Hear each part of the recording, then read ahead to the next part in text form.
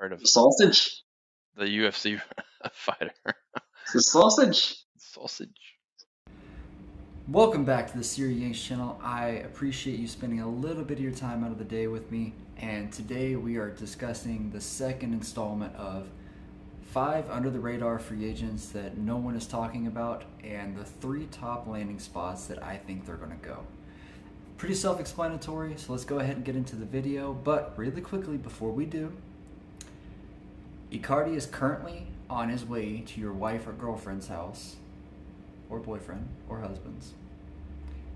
And unless you like this video, he's not going to stop.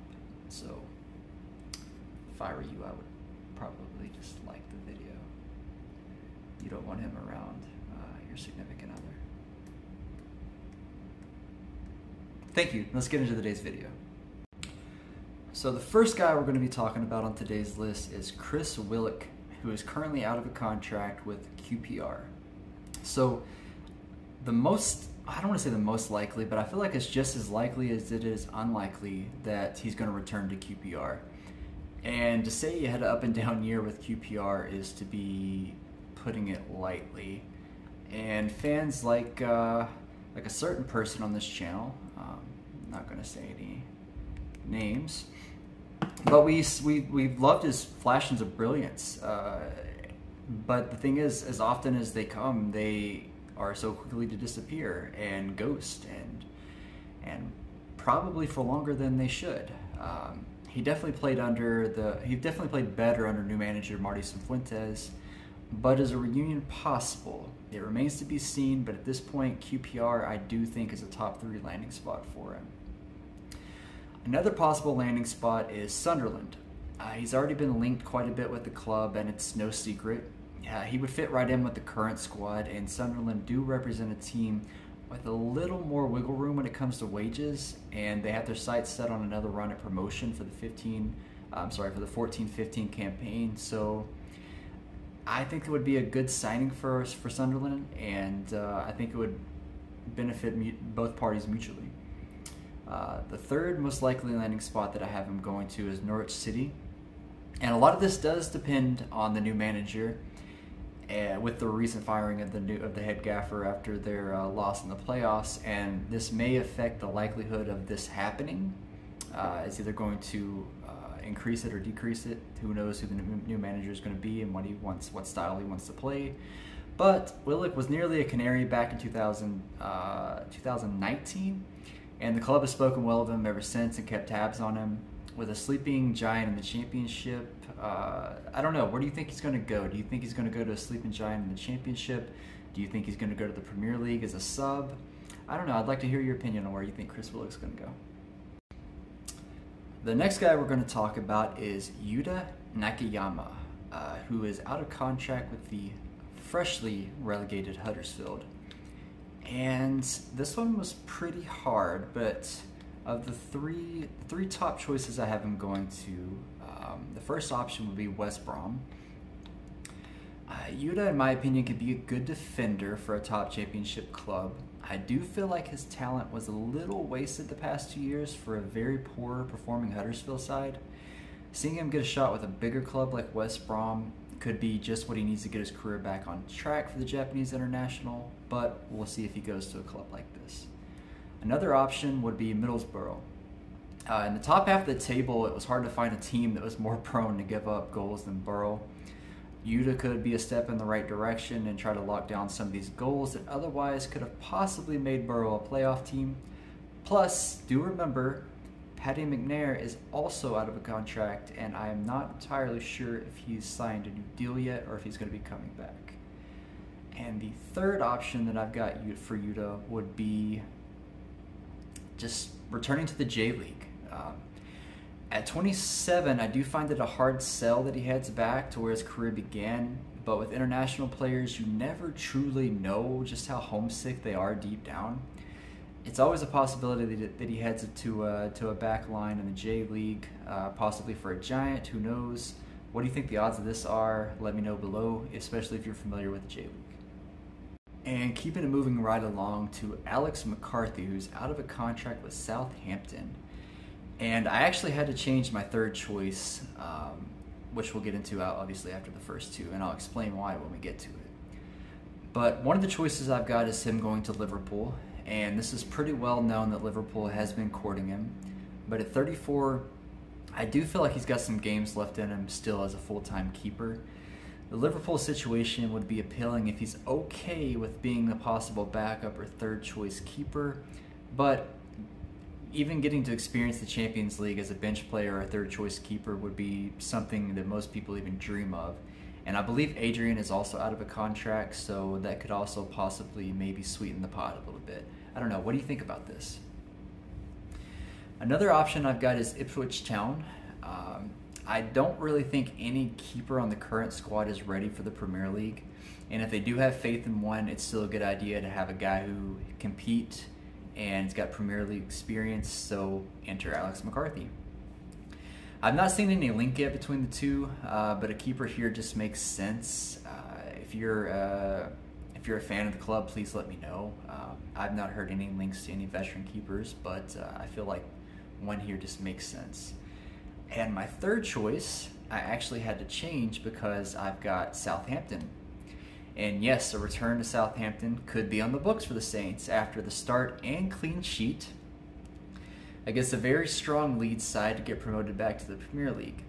It seemed very unlikely even just a few days ago, but after how he reacted, you could see there's mutual respect and love between player and club. This may be the spot yet, even after tons of rumors about him leaving, even heading to Scotland, which is where I originally had as my third choice.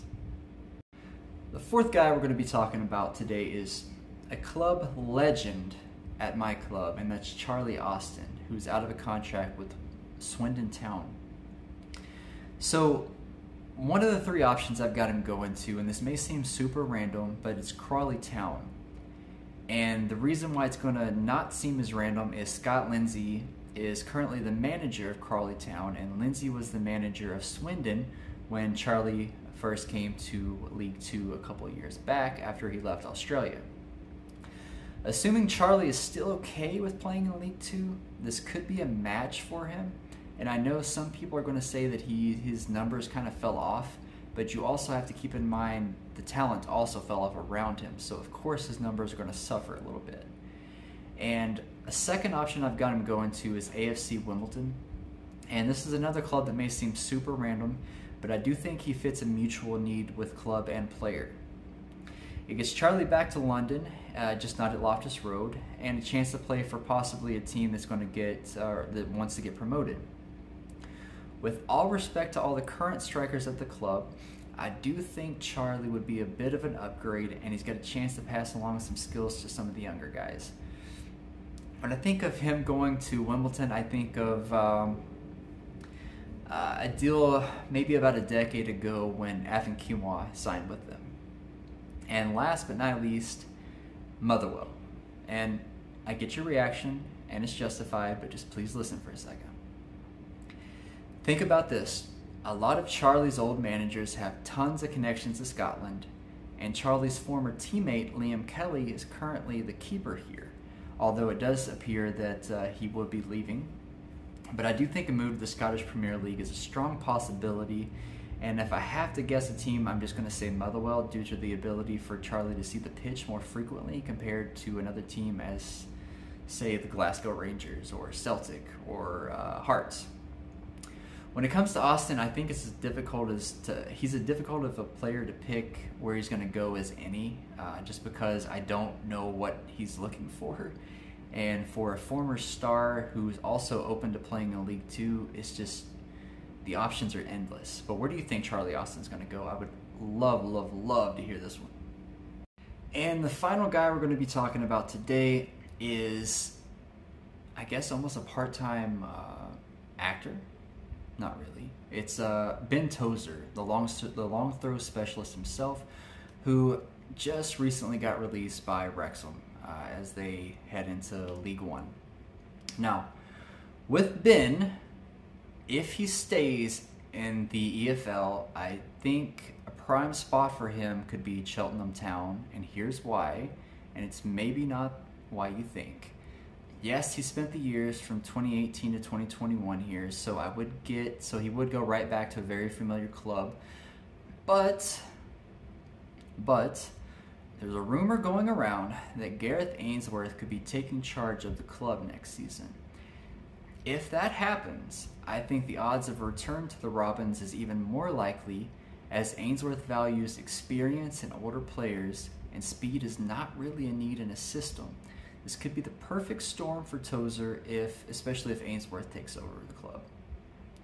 A second option I've got for him is Yeovil Town, and it's another team that Tozer already has a connection to, where he played in the 2015-16 campaign, and I feel like they would very much welcome his leadership and experience as they look to build a squad in the National League, as they just got promoted back to the National League, trying to get back to the English Football League where they were not even that long ago. Plus, it's not too far from his hometown in Plymouth, and I can't see him going above League Two. And his age and losing his spot last year, I just think respectfully this might be his level, and I think at this level he would be welcomed by many clubs as well. Which leads me into my third choice, which is Barnet, and team with a lot of the similar reasons as Yeovil Town, but they come up just short for the past few years to return to the English Football League. Tozer knows what it takes to win this league, and he's the type of player Barnet should look to bring in to get them over the hump. If the wages are right, I think this is a great fit for both sides. So where do you think the long throw specialist is going to play football next year? I'd love to hear that. Thank you so much for making it to the end of the video. I really got to start recording these videos when I'm not half asleep, but I appreciate you making it to the end. I would love to hear your comments on where you think these guys are going to go, and also list some players. I'd love some new players that are free agents, especially in the League One, League Two. If you're a fan of any club there, and you've got some guys that are out of contract, I'd love to know them, and I'd love to do some research on them. Thank you for watching. Please, please, please have a safe week. And remember, if you haven't dropped a like yet, Icardi's on his way.